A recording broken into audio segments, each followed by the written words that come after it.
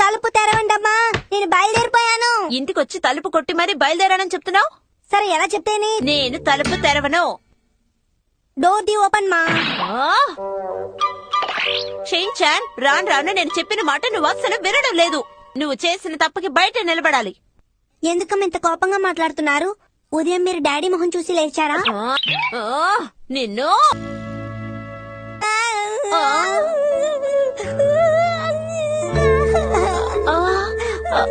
లేదు, ఈ రోజు వాడిని క్షమించి వదిలేస్తే ఇంకెప్పటికీ మారడు. కానీ షిన్చాన్,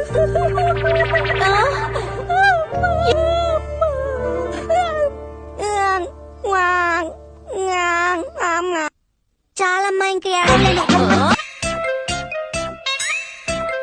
నా తల మీద ఏంటి సిగ్నల్స్ వచ్చాయి? హలో, మే కమిన్ మా.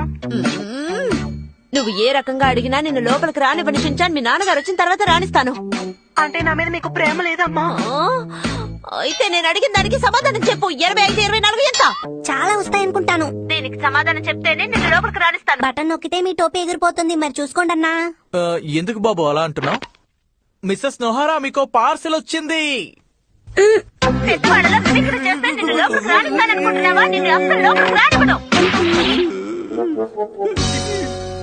టోపీ ఎగిరిపోతుంది అనుకుంటే ఈయన ఎగిరిపోయారు. ఈ మాట నేను